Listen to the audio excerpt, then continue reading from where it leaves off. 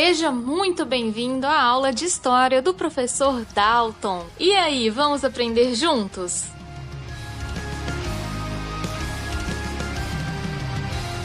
Continuando então a nossa segunda aula aqui, vamos falar um pouquinho sobre a crise do sistema colonial. Pessoal, para a gente entender como era a sociedade, nas colônias, eu quero que vocês façam aí uma anotação simples, Você pode fazer um desenho depois que você fizer a anotação no sistema de pirâmide. O que vai ser? É a pirâmide social.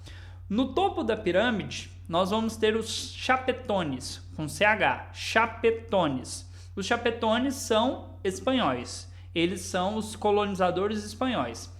Abaixo dos chapetones, nós temos os crioulos, aqui ó, com dois L's, crioulos. Crioulos são filhos de espanhóis nascidos na América. Se eles são filhos de espanhóis e eles nasceram na América, eles não são espanhóis. Claro isso aí? Então vamos lá. Pirâmide social, no topo, chapetones, que são os espanhóis. Abaixo, crioulos. Crioulos são os filhos de espanhóis nascidos na América, não são espanhóis. Abaixo deles, nós vamos ter os homens livres, beleza? Homens livres. E por último, nós vamos ter aí os escravos e os indígenas.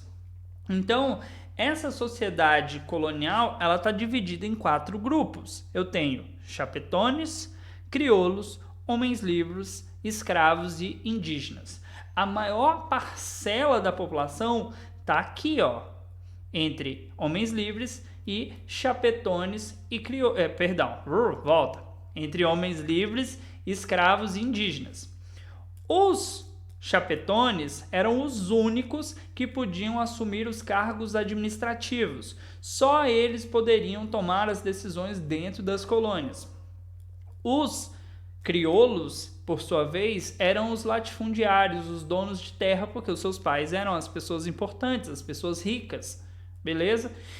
A gente vai ter uma série de movimentos de independência liderados principalmente pelos crioulos, que são aqueles que não tinham os privilégios dos chapetones. E, consequentemente, esses outros 2 grupos aqui, que são os que não têm as regalias, eles vão se unir aos crioulos pela independência para mudar o seu status social.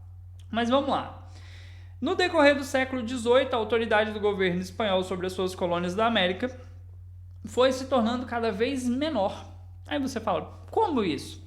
Tenta imaginar a dificuldade que era para a Espanha, um país da Europa, que não é grande, controlar muitas colônias, muitas. Porque você tinha colônia na região que hoje é o México, você tinha várias colônias na América Central, numa outra aula a gente vai detalhar no mapa, e você tinha várias colônias na América do Sul. Quer ver? Eu consigo pegar o mapa aqui, tá um pouquinho para baixo. E eu volto lá onde a gente vai continuar falando. Aqui, ó. Nesse mapa aqui você consegue ter uma ideia, ó. Aqui, ó, tudo que você tá vendo colorido eram colônias que pertenciam à Espanha. Isso aqui é a América do Norte, essa região. Aqui, essa partezinha aqui é a América Central, tá vendo aqui? E aqui é a América do Sul. Tudo isso aqui que você tá vendo eram colônias espanholas. Aí você fala, é fácil ou é difícil? É difícil controlar tantas regiões. Por ser difícil, a Espanha vai acabar tendo seu poder enfraquecido. E aí ele continua.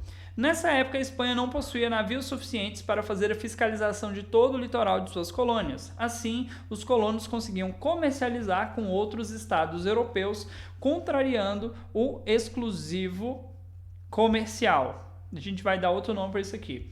Característico de colonialismo mercantilista. O chamado pacto colonial, aí você pode anotar aí, não como exclusivo comercial, porque isso é feio.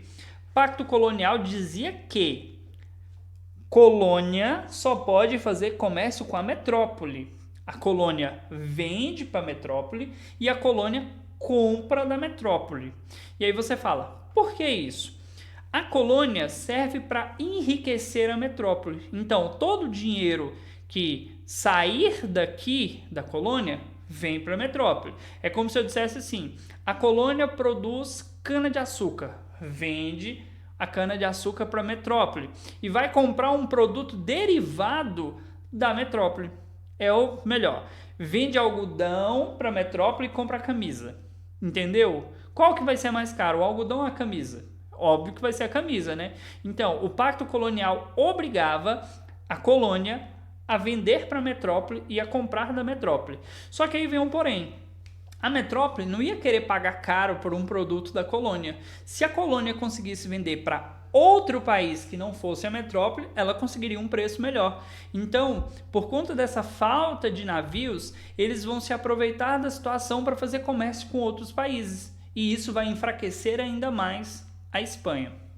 Seguindo, nesse contexto, o comércio entre as colônias espanholas foi liberado gradativamente, ou seja, entre as colônias, lembra que eram várias, acabei de te mostrar o mapa, poderia ter comércio, mas só entre as colônias. Eles não poderiam fazer comércio com outros países, já era um avanço. O aumento da circulação de mercadorias entre as colônias proporcionou mais lucros para os comerciantes, que em sua maioria eram crioulos. Olha lá. Lembra que eu falei desse grupo? Eles não são espanhóis. Eles são filhos de espanhóis nascidos na América. E eles vão começar a enriquecer. E eles vão perceber que, enquanto as colônias estiverem abaixo da metrópole, elas nunca vão se desenvolver totalmente. E eles vão ser os responsáveis pelos movimentos de independência. Seguindo. O enriquecimento das elites crioulas, porém, não veio acompanhado de maior participação política. Os cargos mais importantes, como os de vice-rei, capitão-geral e arcebispo, continuaram sendo ocupados apenas pelos chapetones, isto é, pessoas nascidas na Espanha que residiam nas colônias. Vice-rei e capitão-geral era o nome que se dava para quem governava as colônias que tinham funções diferentes. Existiam os vice-reinos, né, e as capitanias. Os vice-reinos eram regiões que tinham um certo poder aquisitivo e as outras eram mais uma questão de posicionamento assim, defensivo. Um crioulo jamais ia chegar nesse cargo. Ele nunca ia conseguir assumir essa função, por mais rico que ele fosse. Já os espanhóis, por serem espanhóis, acabavam ficando nesses cargos, porque eram pessoas de confiança do rei. E isso vai causar insatisfação por parte dos crioulos, que eram pessoas ricas, eram pessoas importantes, mas não eram espanhóis. E aí segue o texto. A insatisfação dos crioulos com essa situação aumentou no fim do século XVIII, quando a Espanha, envolvida em guerras na Europa, aumentou a cobrança dos impostos. E aí vem a relação que nós vamos ter com Napoleão. Quando a Revolução Francesa ela começa, lá em 14 de julho de 1789, tomada da Bastilha, espero que você lembre dessa data e não esqueça mais nunca. Se você esqueceu, já anota de novo.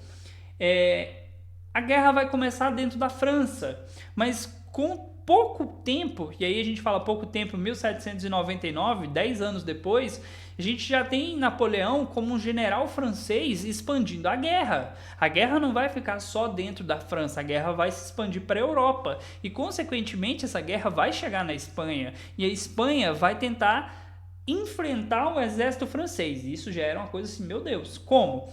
Esse enfrentar o exército francês vai gerar custo. Esse custo, consequentemente, vai ser repassado para a colônia. Porque eu falei para você, a colônia precisa gerar lucro para a metrópole. E aí, o povo que já não estava satisfeito vai ficar mais insatisfeito. E nós vamos ter os movimentos se aproveitando de uma mudança que vai ter no poder, que eu vou falar na próxima aula, para se tornar independente.